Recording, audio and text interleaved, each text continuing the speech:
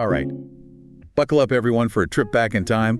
With the Video Game Awards coming up, we figured, why not celebrate by taking a deep dive into the history of video games? You know, it's a history that goes way deeper than most people think. Yeah, we're talking way before Fortnite or Call of Duty, even before Pac-Man and arcades were a thing. Exactly. The earliest video games, well, they wouldn't even really qualify as games as we know them today. Oh, really? That's interesting. What were they like then? Well, picture this. Giant room-sized computers used to play, well, tic-tac-toe. Tic-tac-toe. Seriously. Oh, yeah. Back in 1950, there was this massive machine called Birdie the Brain. It was a tic-tac-toe machine. Quite the spectacle for the time. I bet.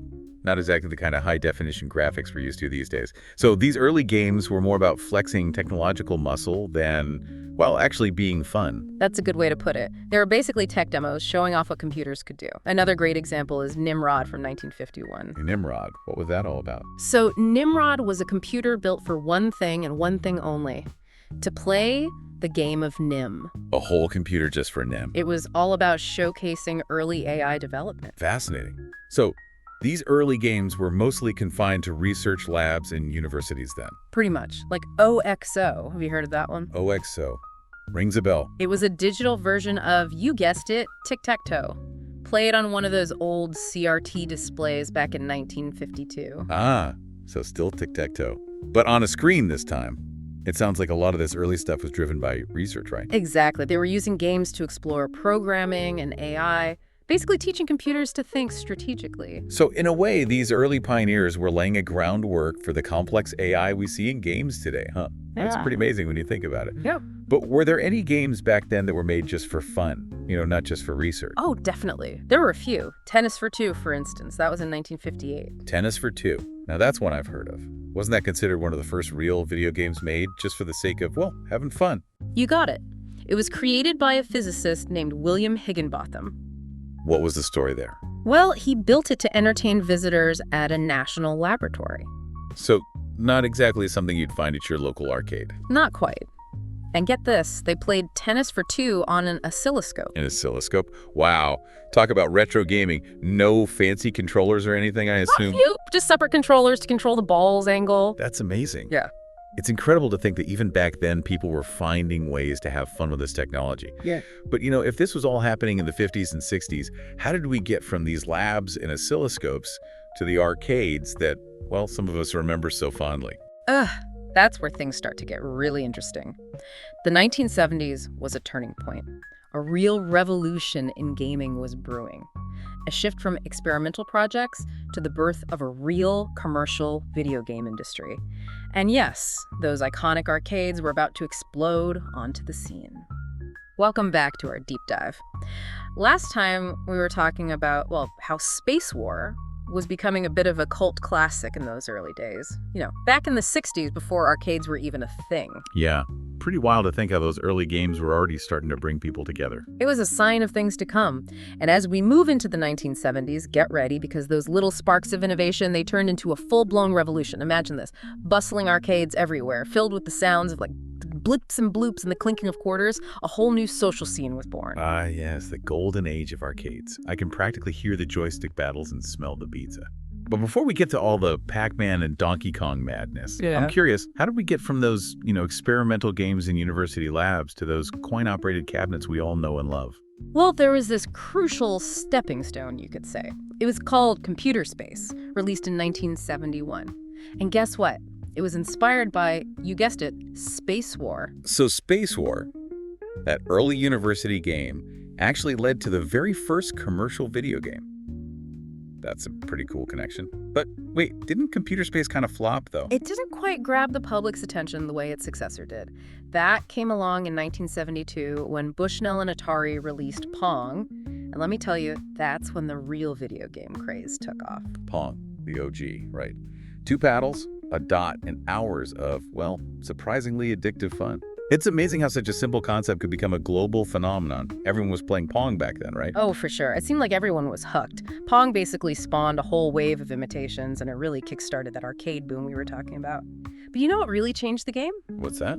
Microprocessors. They came along in 1975, and Well, everything changed after that. Microprocessors. Yeah. Those tiny computer brains that revolutionized, well, pretty much everything. What did they do for video games? Oh man, they had a massive impact. You see, a game called Gunfight was the first one to use a microprocessor.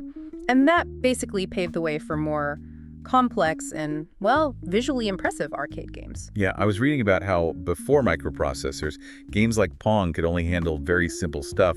But suddenly, with microprocessors, games could have AI, multiple levels, scorekeeping, all that. Exactly. Microprocessors changed everything. They made games cheaper to make, and, well, they were really the catalyst for what we call the golden age of arcades. Think Pac-Man, Space Invaders, Donkey Kong, all those classics. That's amazing. So we've got arcades popping up everywhere. But what about gaming at home? How did we go from those, massive, expensive arcade cabinets to consoles we could play in our living rooms? Well, that's where dedicated home consoles come in. Believe it or not, the first home console, called the Magnavox Odyssey, was actually released in 1972, the same year as Pong. Wow, really? I had no idea they were around that early. Yeah. But I guess those first consoles were pretty, well, basic, right? Probably just variations of Pong. Yeah, a lot of them were. But get this, while North America was driving a lot of early console development, there was another player entering the game. Who is that? Japan. Japan. The land of tech innovation. I bet they were doing some cool stuff in the gaming world. They were. Companies like Nintendo, the one that would later become a giant in the industry, they started coming onto the scene in the late 1970s. So while arcades were booming in North America, Japan was building their own gaming empire, huh? But didn't the video game market crash pretty badly around this time? You bet it did. In 1983, the North American market hit a major roadblock, a crash so bad that some folks thought it was game over for the whole industry. Wow, a crash. What happened? Did people just, suddenly lose interest in video games? Not exactly. It was more like the industry grew too fast. There was too much focus on pumping out games and not enough focus on quality. The market was flooded with bad games, and people just lost confidence. So it was kind of like the Wild West of video games. Mm-hmm. Too many games, not enough quality control. That's a great way to put it. And just as the North American market was trying to recover from this crash, a new era was about to begin, one that would see the rise of those Japanese gaming giants, iconic characters, and the birth of 3D gaming. Okay, so we're back, and last time we were talking about that huge video game crash in North America back in the 80s. Things weren't looking too good for the industry, right? It was a rough patch, for sure. But just as North America was struggling, the Japanese gaming scene was about to take the world by storm. This is where companies like Nintendo and Sega really step into the spotlight, right? Exactly.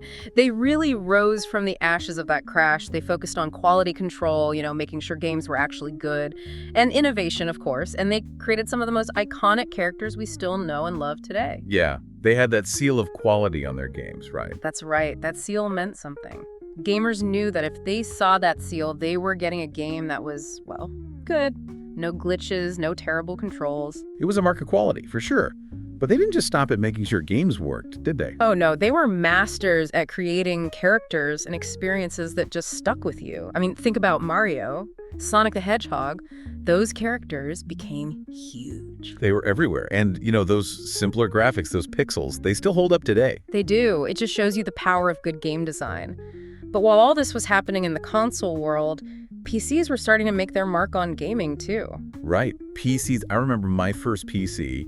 I was mostly using it to learn how to code and mess around with simple programs, not really playing any high-end games. Right. Well, games like Wolfenstein 3D in 1992, they really started to change that. It was a groundbreaking game for its time. I mean, using 3D graphics to create an immersive experience on a home computer, that was a big deal. It was. Suddenly, games weren't just about moving left and right. You were exploring a whole 3D world. It really paved the way for some other revolutionary games, didn't it? You're thinking of Doom. Ah. Yes.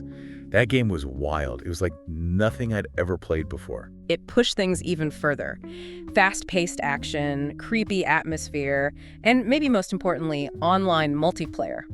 That was a big deal back then. I remember. And wasn't Doom pretty controversial, too? Yeah. Something about congressional hearings. Oh, yeah. Doom sparked a whole debate about violence in video games. And you know what? It actually led to the creation of the ESRB rating system, those age ratings on games. Wow, so Doom is the reason we have those ratings. Yeah. That's a pretty big legacy. But hey, we've been talking about consoles and PCs, but what about mobile gaming? That's a huge part of the gaming world now. Absolutely. I mean, the late 90s and early 2000s saw the rise of MMOs, Massively multiplayer online Ah, games. yes, MMOs, those were huge. Games like World of Warcraft. Hmm. Those created these persistent virtual worlds where millions of players could connect with each other. I remember hearing about World of Warcraft. It's like a whole other world for people. And wasn't that also around the time that indie games started becoming popular? Yes, independent developers started to make these innovative and unique games. They were free from the constraints of big publishers, so they could experiment and try new things. I love indie games. They're so creative.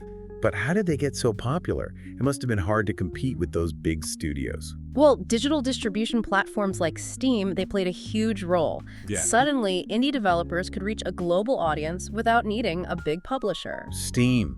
Ah, yes, the digital game store where I spend way too much money. It's been a game changer for sure. But we can't forget about maybe the biggest game changer of the 2000s. Mobile gaming. Oh, absolutely. Smartphones and tablets that basically became powerful gaming devices. We could play games anywhere, anytime. And mobile gaming has come a long way. I remember playing Snake on my old flip phone. Now I can play games that look like console games on my phone. It's incredible. The technology has come such a long way, that's for sure. And mobile gaming has made gaming more accessible than ever. Of course, it's also brought some challenges. Microtransactions, potential for addiction. Those are things we need to be mindful of. Absolutely. But even with those challenges, mobile gaming is a huge part of the gaming world now. So where do we go from here? What's the next big thing in gaming? It's hard to say for sure, but with technology constantly evolving, we can expect even more immersive and realistic experiences. I mean, VR is becoming more and more sophisticated, and then there's augmented reality, blurring the lines between the real world and the virtual world. VR, augmented reality. It sounds like the future of gaming is going to be pretty amazing. It is. And who knows what other incredible innovations are just around the corner. I mean, maybe we'll see games that are seamlessly integrated into our daily lives. Right. Or games that we can control with our thoughts. The possibilities are endless. It's been an incredible journey, hasn't it? From those simple tic-tac-toe machines to these vast online worlds and these cutting-edge technologies. It's really amazing what we've accomplished, and it really speaks to the power of human creativity and that desire we all have to have fun, connect with each other, and push the boundaries of what's possible. Well said. And on that note, we're going to wrap up our deep dive into video game history. Thanks for joining us. Who knows what incredible adventures await us in the future of gaming?